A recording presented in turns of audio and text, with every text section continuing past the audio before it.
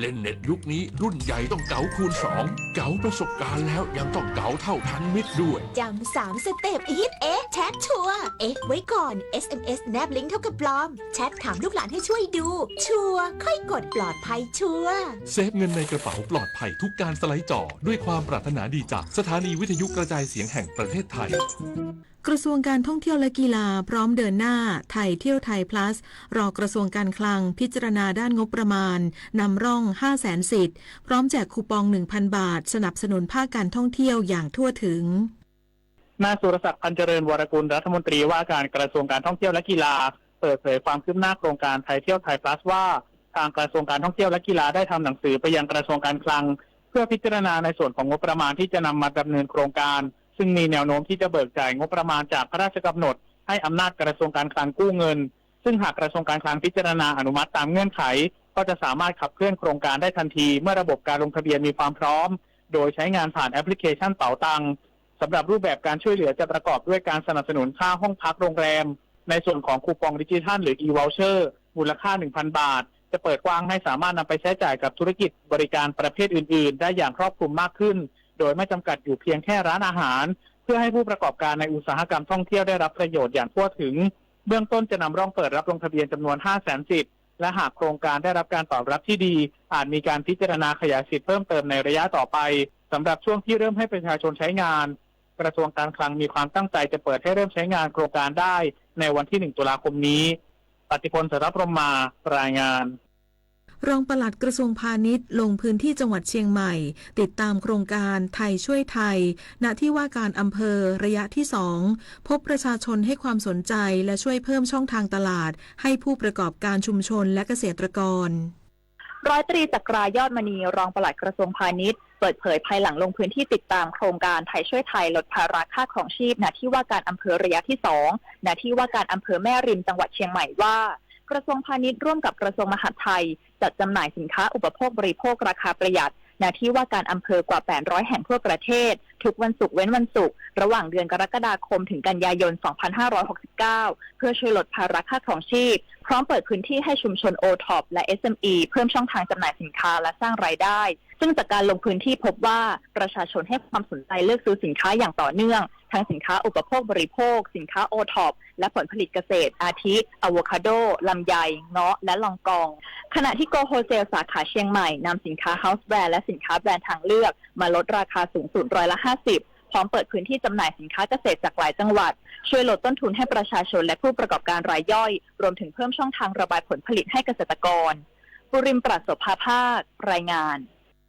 จังหวัดภูเก็ตจัดฝึกซ้อมแผนรับมืออุทกภัยวาตภัยและดินโคลนถล่มประจำปี 2569 โดยระดมกำลังจากทุกภาคส่วนกว่า 800 คนเสริมความพร้อมรับมือภัยพิบัติอย่างเป็นระบบร้อยตำรวจเอกกิตติรัชชันศิลป์รองผู้ว่าราชการจังหวัดภูเก็ตในฐานะผู้บัญชาการเหตุการณ์นำส่วนราชการทหารตำรวจองค์กรปกครองส่วนท้องถิ่นภาคเอกชนมูลนิธิและจิตอาสา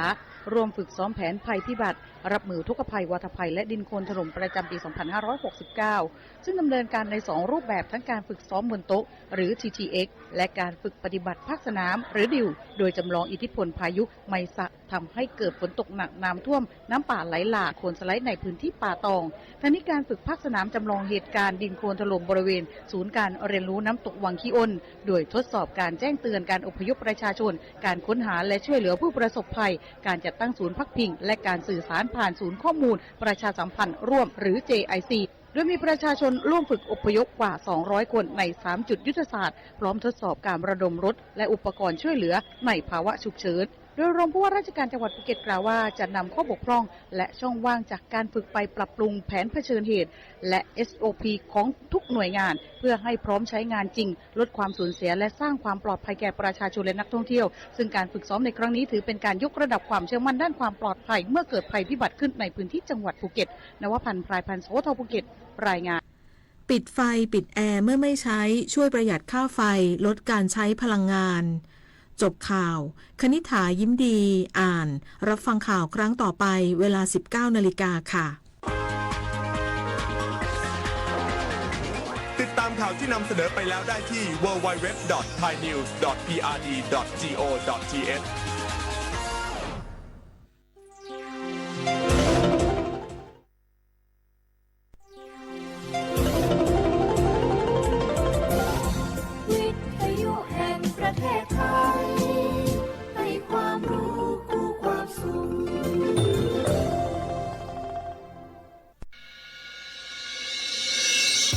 สถานีวิทยุกระจายเสียงแห่งประเทศไทยจังหวัดเชียงใหม่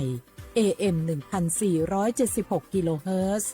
สถานีวิทยุภาคภาษาชาติพันธุ์แห่งเดียวในประเทศไทยที่มีความทันสมัยเชื่อถือได้สร้างอัตลักษณ์กลุ่มชาติพันธุ์สู่สากล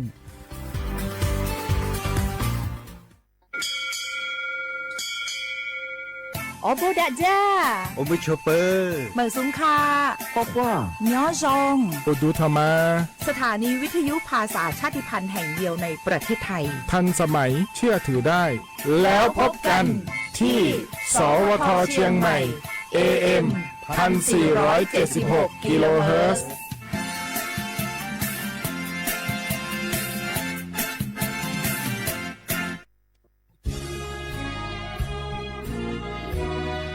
พระบารมีปกเกล้าเพื่อปวงชนชาวไทยจากพระราชกรณียกิจนานับประการที่พระบาทสมเด็จพระเจ้าอยู่หัวและพระบรมวงศานุวงศ์ทรงทุ่มเทพระวรกายทรงงานอย่างไม่เหน็ดเหนื่อยเพื่อประโยชน์สุขของประสบนิกรจากโครงการหลวงสู่การพัฒนาแหล่งน้ำส่งเสริมการศึกษาและด้านสาธารณสุขที่มุ่งเน้นการพึ่งพาตนเองและการพัฒนาอย่างยั่งยืนทุกย่างพระบาทคือการทรงงานทุกพระราชดำริคือพลังแห่งการพัฒนาเพราะประชาชนคือหัวใจของแผ่นดินร่วมเสริมสร้างความรักในสถาบันหลักของชาติโดยสำนักงานประชาสัมพันธ์ที่ 3 กรมประชาสัมพันธ์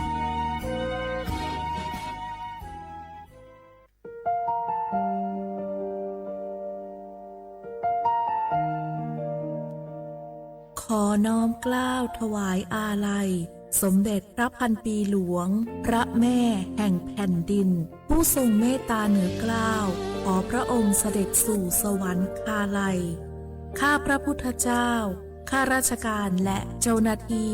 สถานีวิทยุกระจายเสียงแห่งประเทศไทยจังหวัดเชียงใหม่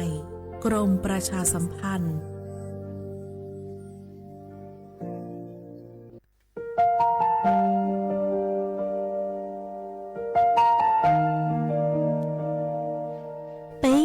总梦莫给豆沙，cứ nạ văn giữa thái từ thi chua tao cho bấy suốt lâu chơi lâu lú suốt豆沙lùng đầu bấy hãy nhanh mong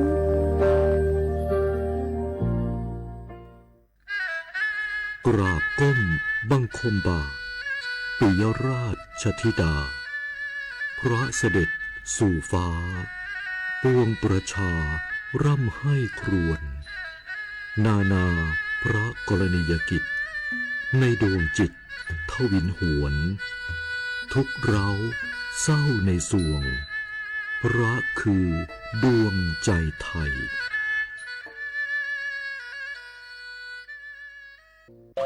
เมื่อโชคชะตากำหนดให้หญิงผู้บริสุทธิ์กำเนิดขึ้นจากปฐมบทแห่งความรักอันยิ่งใหญ่การพลัดพรากการต่อสู้และบทพิสูจน์ความจริงร่วมสัมผัสเรื่องราวแห่งความรักความเสียสละและการแสดงอันวิจิตรงดงามของมหากาพย์รามเกียรติ์ในการแสดงโขนมูลนิธิส่งเสริมศิลปาชีพตอนสีดาในวันที่ 5 พฤศจิกายนถึง 10 ธันวาคมนี้ณศูนย์วัฒนธรรมแห่งประเทศไทยเปิดจองบัตรแล้ววันนี้ที่ไทยทิกเก็ตเมเจอร์ช่วงนี้ได้ยินคนบ่นกันเยอะเลยนะเรื่องความไม่โปร่งใสเนี่ยใช่แต่รู้ไหมล่ะว่าจริงๆแล้วพวกเราช่วยกันได้นะทำยังไงหรอเดี๋ยวนี้มีช่องทางร้องเรียนที่เข้าถึงง่ายแจ้งเบาะแสได้สะดวกมากอย่างสายด่วนปปช1205อ๋อแบบนี้ทุกคนก็มีส่วนทำให้บ้านเราดีขึ้นได้จริงๆแน่นอนการต่อต้านทุจริตจะสำเร็จได้ก็เพราะคนอย่างเราร่วมมือกันสำนักงานประชาสัมพันธ์ที่ 3 กรมประชาสัมพันธ์ร่วมเป็นเจ้าภาพงานระดับโลกจัดขึ้นในประเทศไทยการประชุมสภาผู้ว่าการกองทุนการเงินระหว่างประเทศและกลุ่มธนาคารโลก 12-18 ตุลาคมณศูนย์การประชุมแห่งชาติสิริกิติ์ด้วยแนวคิดโลกทัศน์ใหม่ของไทยเพิ่มศักยภาพคนสร้างภูมิคุ้มกันในโลกที่ท้าทายมาร่วมเป็นส่วนหนึ่งของการประชุมครั้งประวัติศาสตร์เพื่อปรับตัวสู่อนาคตร่วมกันอย่างมั่นคง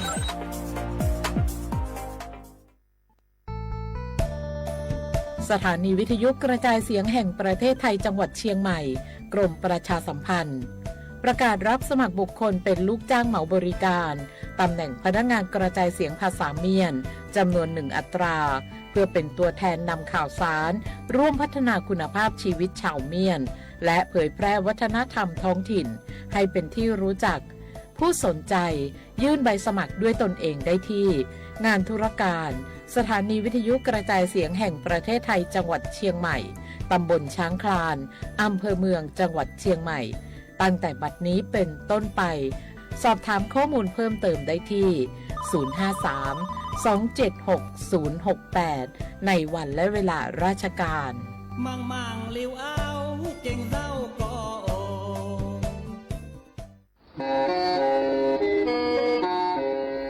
เล่งตือสังเกงโฆษณาจวนเต่าสุต้องจัวสังชัวหูเต้เชอไทยเต่าลู่เสียงเจ้งใหม่คือยอขอเชอมัวเก๋เป้าจูเก๋ฉีฟางนอนรอเต่าชงเหงสัญญาณมงเต่าเกล้ท่องเปล่าหูลู่เสียงเจ้งใหม่ยอเล่งตือสังเกงนัวหลอนงตัวเต่าจวนเต่าสุต้องจัวสังชัวหูเต้เชอไทยเต่าลู่เสียงเจ้งใหม่จวนเต่าตุงเบอร์สุต้องศูนย์จื้อเป้อ้อเชียงเจ้าศูนย์เจ้าหยี่หล่อชื่อศูนย์จั่วอ้อเปล่าเจ้าหยี่จื้อเชียงจั่ว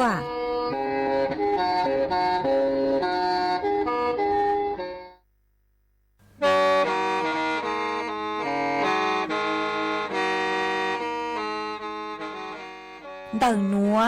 สุต้องจัวสังชัวหูเต้เฉอไทยเดินลู่เสียงเจ้งใหม่สำนักงานประชาสัมพันธ์เขตเป้กรมประชาสัมพันธ์ลู่ชื่อเหอฮาลุมงอีนูเปหาออจายังเซินจูเปหาเถาชื่อเหอจื้อเต็งจูเจ้าเต็งยังจองดูเปหาเถาชื่อเหอเก่าช่างเต็งจูเก่าหยี่เต็งช่างเตินเดาช่าง AM tê ý tránh bao bùa sang chậu trào kHz đầu núa mông do bé lù mông suốt lờ so cán nông tàu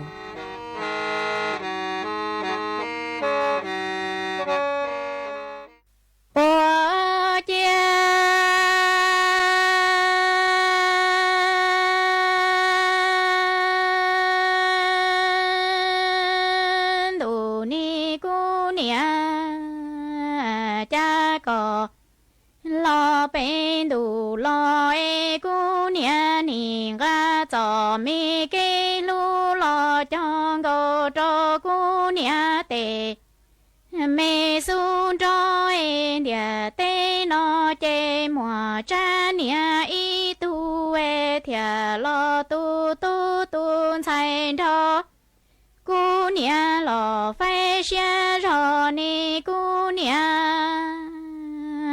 cha cô nia ni lo bên đủ lo e yo ga cho mi ke lu lo cho go cho cu nia te mi sun dia en dia te no che mo cha nia y tu e thia lo yu tu yu sai do cu nia lo si phải xia ni cu nia ô cha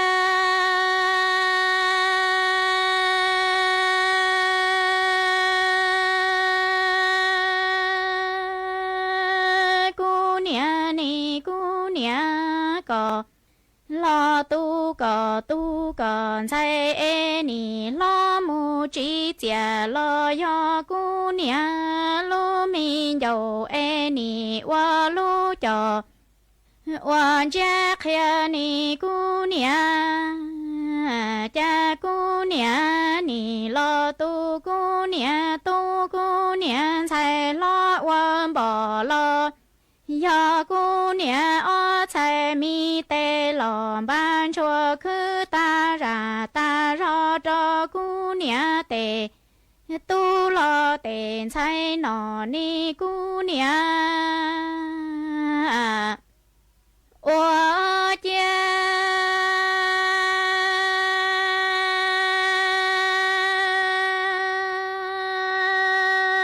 cô nia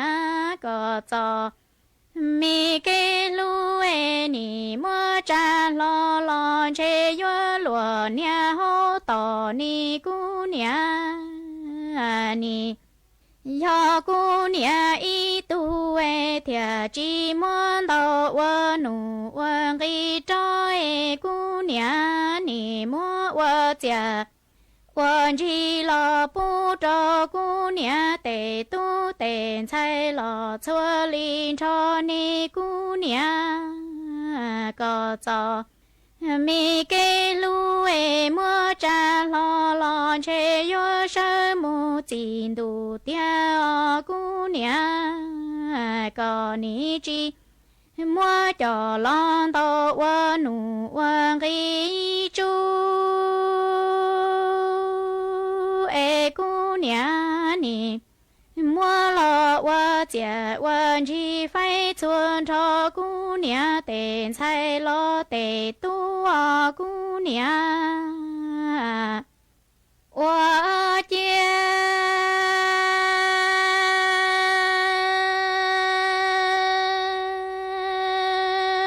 du cu nia y xong du rừng nghe ni gì dân cho lo cho cu nia nu cu nia cha cu tho có luôn đủ lo lu tê ni cho cu sa cu nia cho mi xe nhà lo xe cu e có cu nia phong đâu nọ chỉ bốn tuổi ta hậu lò chỉ bốn tu có cô nia cho mi ca mò lò chỉ bốn khi kinh kinh lò chỉ bốn du ni cô nia có chân đủ giờ sâu che phòng cho mi công cho mong rong cho cô nia có cô nia nó chỉ cơ chỉ lo hậu chỉ cơ cô nia cho mi xian đen đen một千年地波熊lo cho cô nia我家。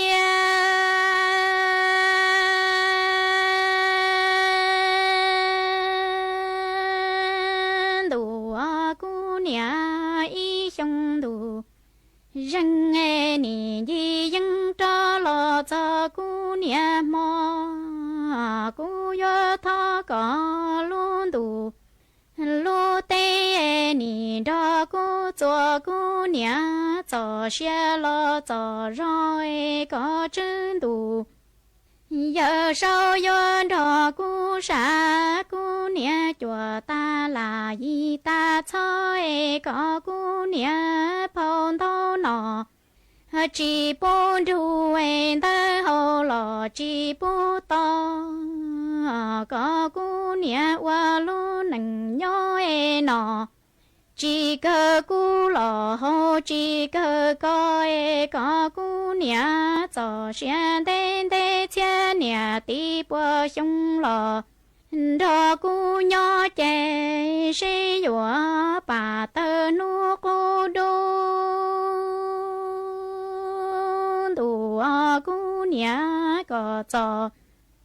mi cái lu chè vua muộn cái đoan tài lý số nhà thiết cu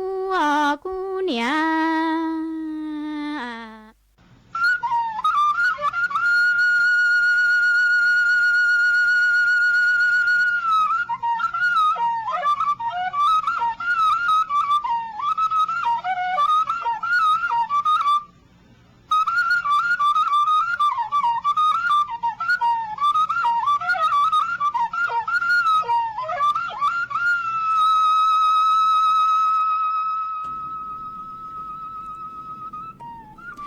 nhỏ dòng y chồng nè cho cứ tên nín chàng suốt lao chùa núวันศุกร์núตีเก่าเปล่าลู่หยีลินดูชงอ้อเช้งจื้อปัวเจ้าเจ้าจั่วนูนวลย่างจั่วลู่ เก่าลีซาอีตูจากือกังนัวหย่อลาปีกี้ย่างจัวลูเก่าลีซาออตูจากือกังปีกี้หยอกอาชงนัวหย่อแมงชงเต่านัวกูยอชัวเส็งว่างจงชาตรกังจอนดูสูต้องจัวฮาลูมงเต่าลูเสงจังใหม่ตัวนจื้ออีจงหนาจุกตีนิ่งจางสวดเล่ามาอวนได้นัวนุเจมกูเต้าจออีช่างลูเต่าคือยอ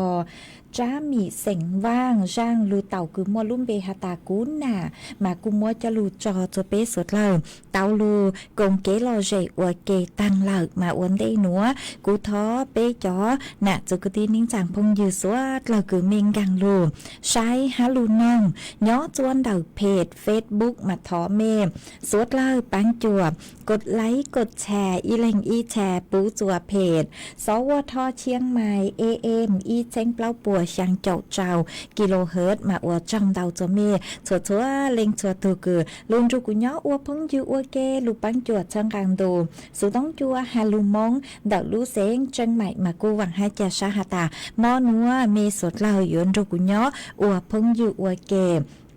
เท่าปีมึงจูจวดเท่าสาวมาจวนซื้อนัวนุเจกุยมมัวจ๋อสูสื่อเจ้าลูทางจัวเป้สดเลยเตาเป้ามาจ้างสูสื่อเทิงเด้คือกุยเจ้าลูทางจัวเป้สดเลยเตาเป้านุเจกุยลูทางหาจูนเดอจ๋อหนูจื้อคือใช้ชัวจ๋อไฟฟ้าปัวกูเตาเติบตัวหลงเป้ามัวเก๋กังปรับปรุงอัตราค่าไฟฟ้ากลวดชาหนอมาเปฮอลูใช้หาตาปรับปรุงกลวดชาเหล่าเอตุงเรค่าไฟฟ้ามีเฉลี่ยย่อตัวกือยังเบาได้จังมาเจ้าเล่ช่างหนัวจอหนูจื้อกือยอคณะกรรมการกำกับกิจการพลังงานกูเต่าเต่าต้วนถัวเต่าฮารีหนูหาตาเจ้าเล่นเต่าเกชล่างหนูตีจื้อรู้ยี่ลินดูคือตังลูหนัวหนูเจกูเต่าปุชงหาตายมมั่วเก๋กังกูลูหลงเป้าอัตราค่าไฟฟ้ากลัวชาหนอมากูเจ้าเลยกูเกชล่างหนูเจ็บพวกกูหาตายยัวลุมมัวจอจอค่าไฟจองได้ค่าไฟกูย่อจวนเต่าเตกจอไฟคือยอไฟสาธารณะเราชื่อจอไฟย่อจนเดาเต้นทุกเกสาธารณะเลนเดาโลนุเจยั้งตั้งหลัวมาจอหนุจุปยสั่งจอได้ค่าไฟฟ้าคือยอสาธารณะเดาย่อจนก็ไหลบินคือก็เทค่าไฟฟ้านุเจเปสัวเราปเล่งเตาเทเนอร์ตัวชื่อมาเจ้าเล็กคือจอหนุจุปชั้นล่างมาปกูหาตาปยมวยจอค่าไฟฟ้าคือยอสาธารณะจอไฟฟ้าคือย่อจนเดาเตเกเชโลจอไฟย่อเดิน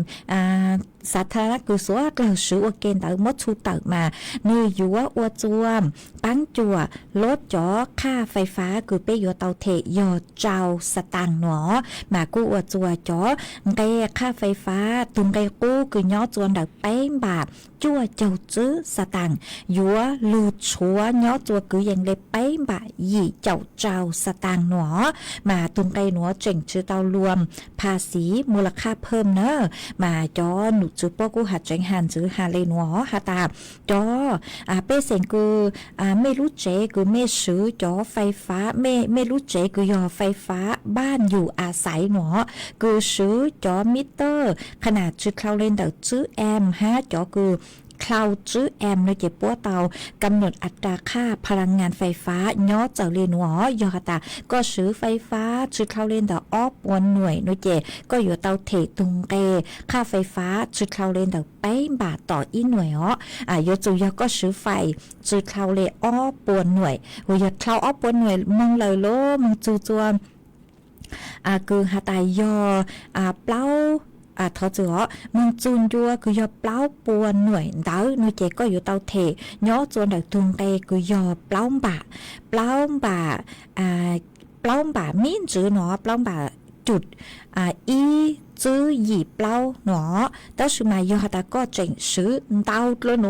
ก็ซื้อเลยเปล่าปวนหน่วยยี่มองหน่วยเจก็เจ๋งยัวไล่เถนเตาตัวหนูยอเปล่าบ่า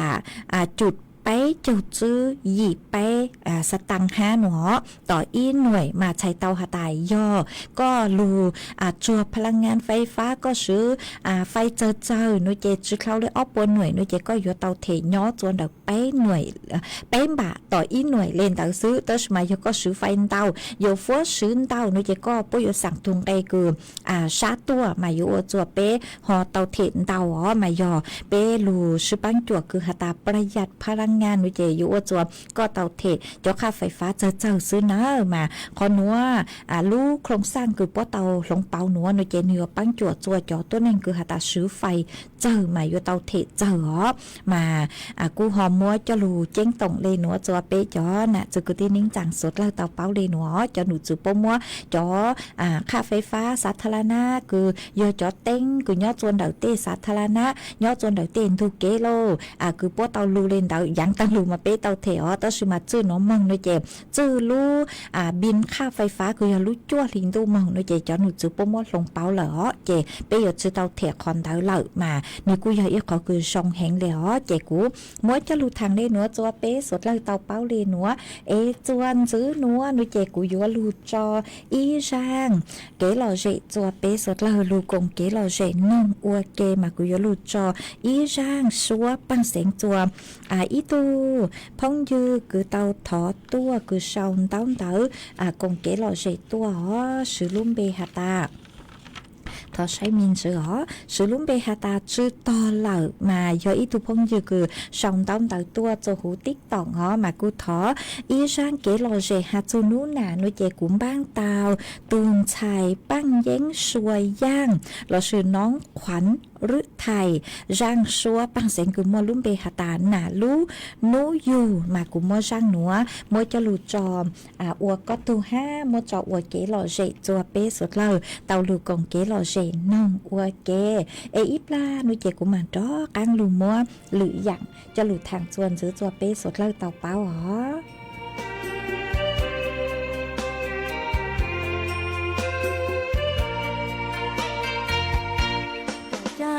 ดูความกูกูหาเปล่าเฮาใจงงอีกว่าแต่ใจดูเจ้าปูกูนาเปล่าเฮาใจจะมองเลยดาว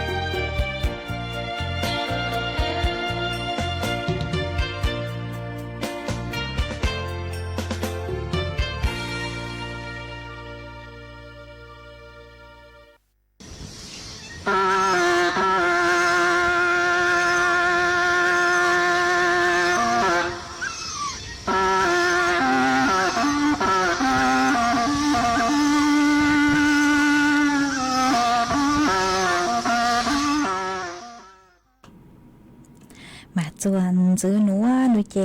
กูยัวตรกังลูมัวอีจ้างสูสื่อจอลูทางจัวเปสุดเลยเตาเป้ามันเดาจ้างสูสื่อนัวย่อจวนเดาจอหนูจื้อคือใช้ชัวฮัตตีไทเตเกมอเก่งเก่งกรมควบคุมโรคกระทรวงสาธารณสุขกูเตาเต่าตัวเจ้งตงจัวเป้จอน่ะจะกูที่นิ่งจังสุดเลยเตาเป้าฮาตาตังชื่อนัวมากูปีตรกังมัวจอตัวนึงคือเตาใจตุมอไข้หวัดใหญ่5ตูกังมอเข้าถั่วโควิดเก่าจัวจงจู่ๆตัวเหล่าหนอมัวเจ้งตงจัวสุดเลยเตาเป้าสุดเลยอยู่เตาตีไทยจือช่อมัว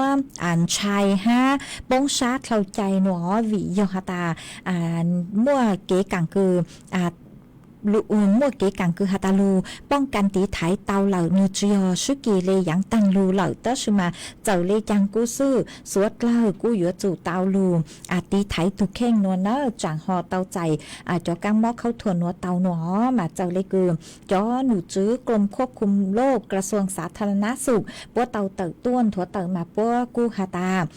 จื้อฮาตาตูมอคือยอไข้หวัดใหญ่5ตูกังมอกเข้าถั่วโควิดเก่าจั่วมาเท่าคือฮาตาเตาซึกีเหล่านุเจโยอวจวมซึกีใช้เกิงเก่า5ตัวหนึ่งเตาใจตูมอหนัวจงเฮงเลหนัวมาวิเลนเตานุเจเป้ยอฮาตาเป้ยมมึงจัวเต้ขอเชอคือตัวหนึ่งจ้องซื้อจื้อนุเจเป้ยจูเตาตีไทยเป้ถูกแค่งอวิยอฮาตาตูมอไข้หวัดใหญ่5ตูมอเข้าถั่วโควิดเก่าจั่วเนมายออตูมอคือ1ซึกีลูนเตาเก๋อวปางลูนเตาเต้กังมอเข้าถั่วคือฮาตาจูเตฟัวเตจัวตัวมาวิเลนเตาเป้อยู่จู่เตาบูเจินเตาหน้ากากอนามัยยอก็มึงจัวเตียวขอเชอคือฮาตาตัวหนึ่งจ้อฟัวจัวหนูหลงจื้อซองหนูเจเป้อยู่จู่เตาตีไทยเป้ตุแข้งหนอฮานอยู่ก่อนจงฮาตาเป้อยู่จู่เตางงกวนจัวเป้อ้อไฉเตนัวเนอมาเตเถาก็มึงจัวเตียวขอเชอคือตัวหนึ่งจ้อหนูเจนี่อยู่พื้นที่สาธารณะมาชื่อหาลูกขอจงคือก็เค้นเตาหนูเจเล่นตูลุดตัวอยู่จุเป้าหาตาตูคือตัวเต๋อมือปมมั่วมอดลังก็จื้อมาวิเล่นเต๋อเป็นมึงพังเจ้าเป็นมึงก้อโนเจนือมั่วเป็นสื่ออวจัวเตกังมอหนึ่งกังลูเตาจัวเป้ทุกเข่งมาวิเล่นเต๋องงกวนจัวเตยออีจุ้งเขาเกคือลูตีไทยอยู่ทุกเข่งหนอฮาเป้อยู่เตาสังเกตอาการเต๋อเป้ทุกเข่งเถาตือคือก็กูตาฮาวกูมอจิกลางลุนจื้อโนเจฮามออีเจก็เขาลังเขาจูอวปังจือชังเต่าอวปังจือชังเต่าเลนเต่านมาเป็นมึงกัวใช้ตัวสงอหาหนีนัวโนเจนกุ้มมวยจะชุดตรวจ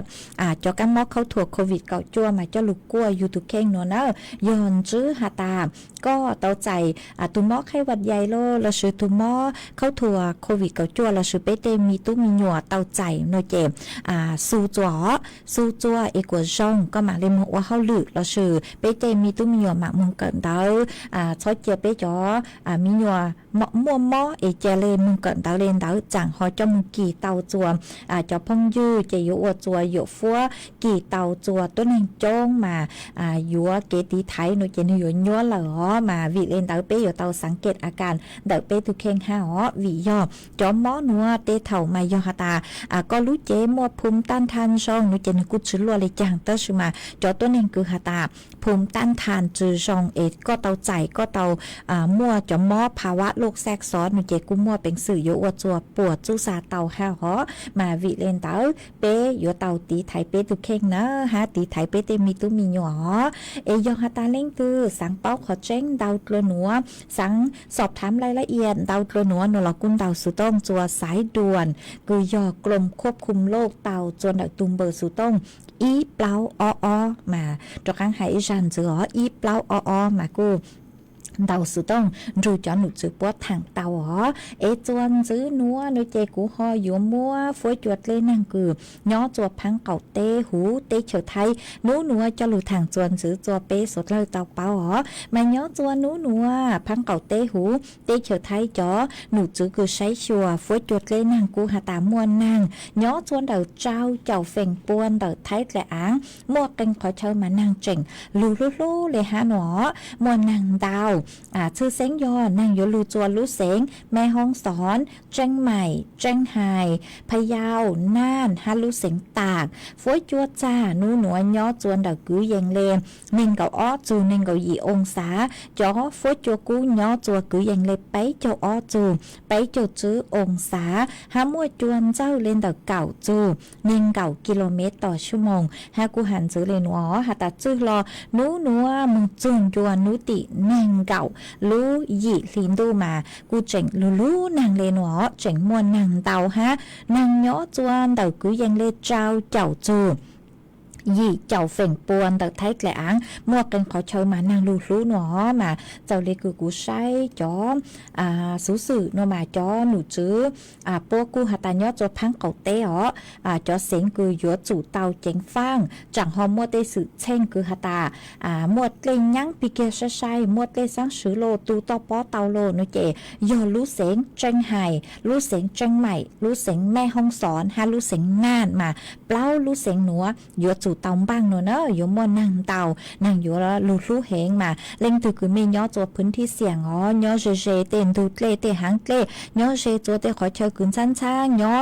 อ้ว่างอวดเจย่อตัวขอเชิญกุยอทางผ่านน้ำเกล่งกลือมงโดยเจอยู่จู่เตาเจงฟังจังนั่งรู้เองเกลสังสือฮอลูกัวเปเตวังเตเจเราสือเปเตกงเตลงเตามาอยู่จู่เตาเจงฟังเนาะเจกูหอมมัวจะลูช่างเตาเลยเนาะตัวเปจอน่ะจุกตีนิ่งจังสุดเล่าเตาเป้าเลยนัวทงกองหาเนอพื้นที่เสี่ยงมาอยู่เตาเจงฟังฮะฟัวจัวหลงเป้าสุดเล่าอยู่จู่เตาใช้ชัวทุกแข่งตัวสอง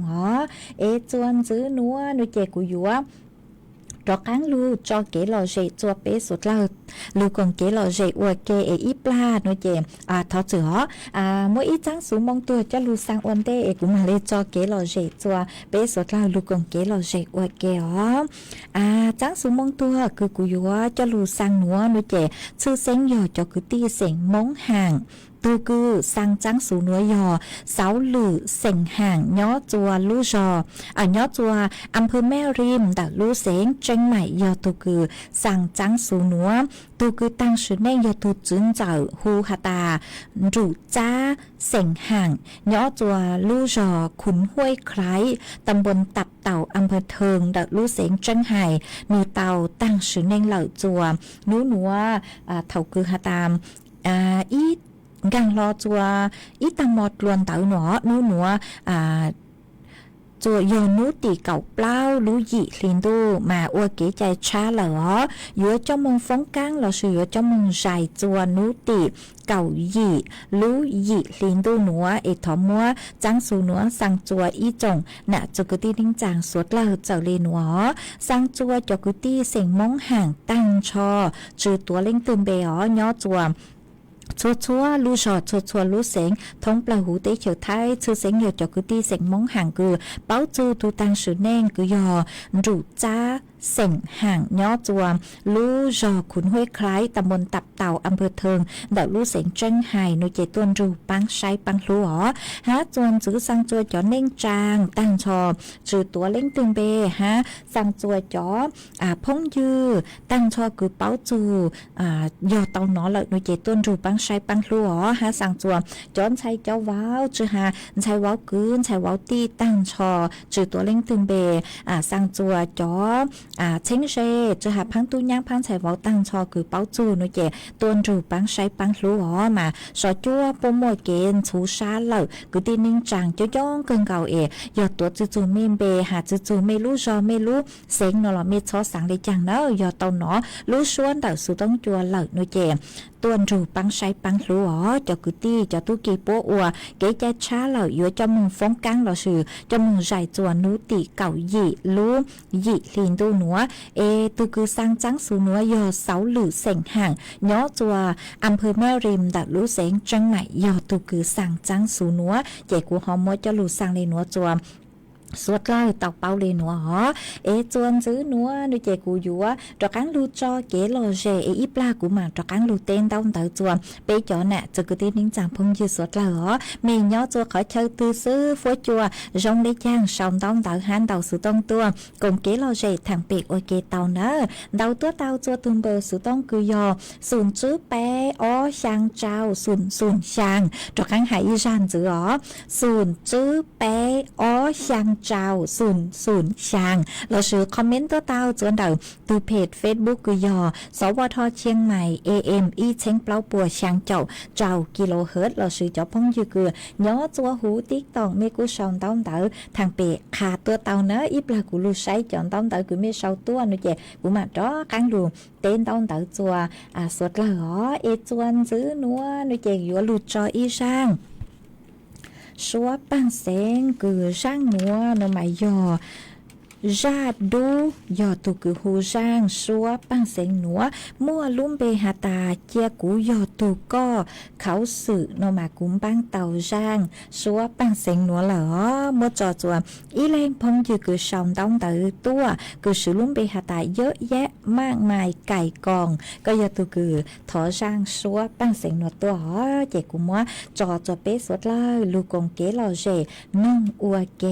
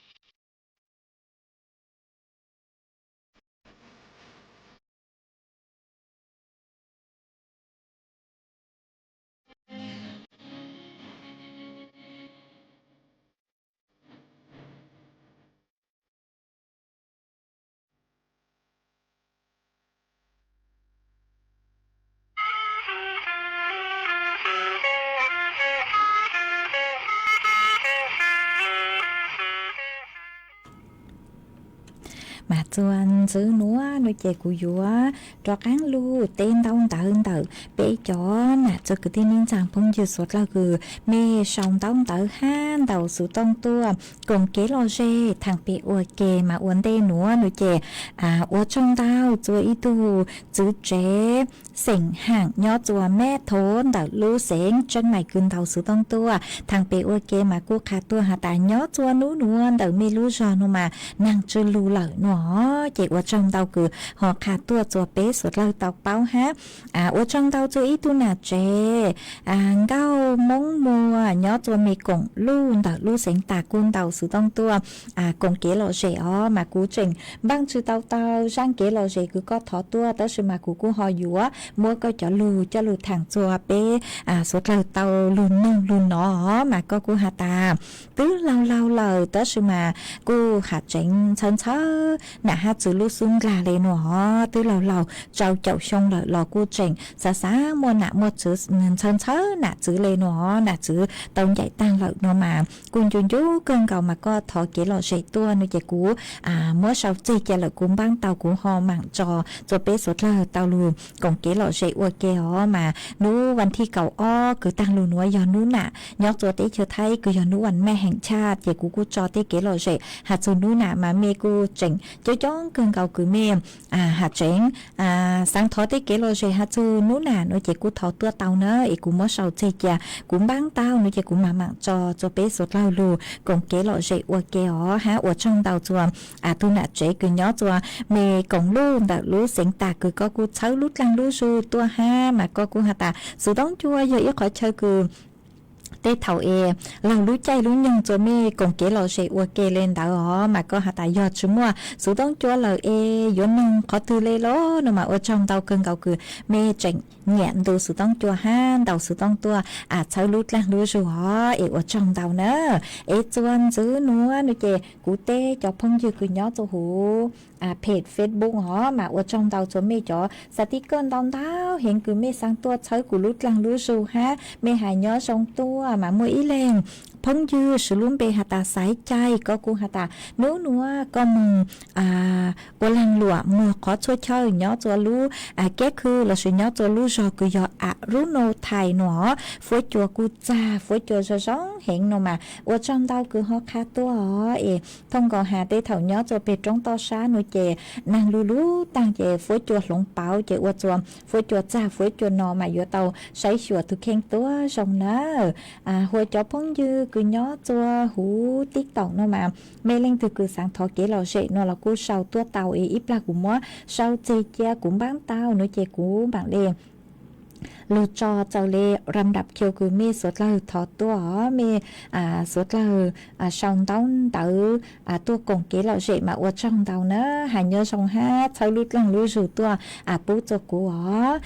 จวนซื้อนัวหนูเจกูหอยยัวจากการลูจออีช่างเกลอเจจัวเป๊สดเลยลูกงเกลอเจอวเกมากูยลูจออีช่างชัวปังเสง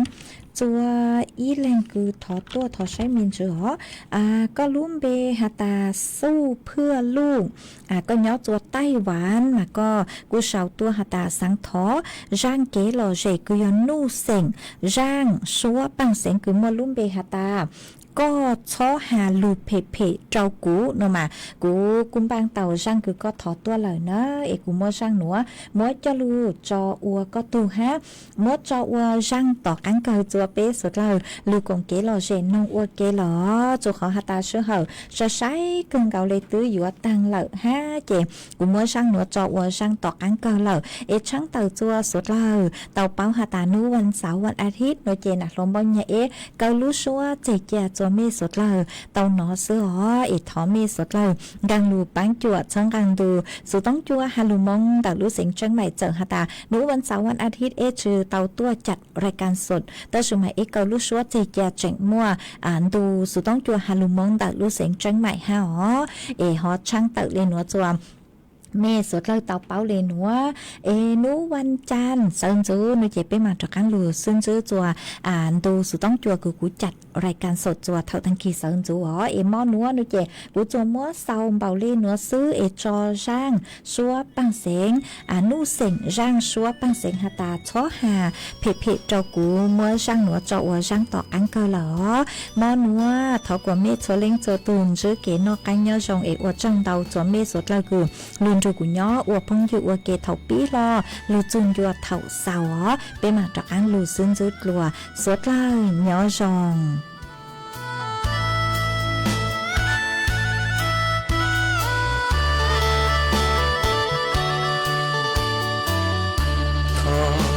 ให้ลูกเพเจ้ากูเที่ยสามูคือเงี้ยเจ้าแต่จอเกถือกูเที่ยหัวเปลี่ยมูคือเต่าเงี้ยเที่ยสางกาลอ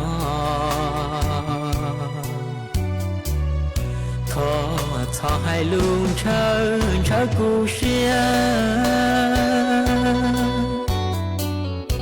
กูเตอจงเปล่าที่จังยอดเตียชัวกูป้อนเนียเมนัวต่อเชเจ้าอยู่มูเดเทียสาทอลอยาก็พันจอลูเชียดูทีที่ใช้ขอจังช่วยยืดตาลีกูว่าได้ชินใช่ยัวชิงหัวนั่นเจนเชยยัวปงกาลัววีก็ใช้กูชีเท่าขอมัวทอว่าชงสาลองจอเกจอ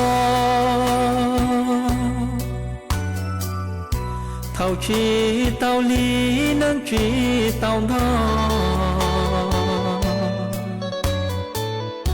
เปลูเพทอให้ละมอกูเทียลิซาหลอนทอก็ย่อ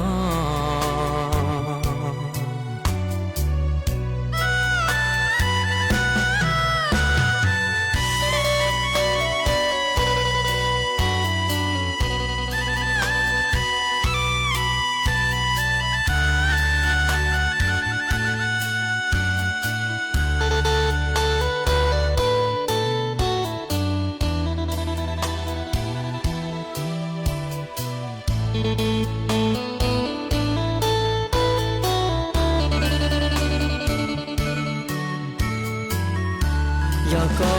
พันจอลูเชียดูทีที่ใช้ขอจังช่วยยืดตาลีกูว่าได้ชินใช่ยัวชิงหัว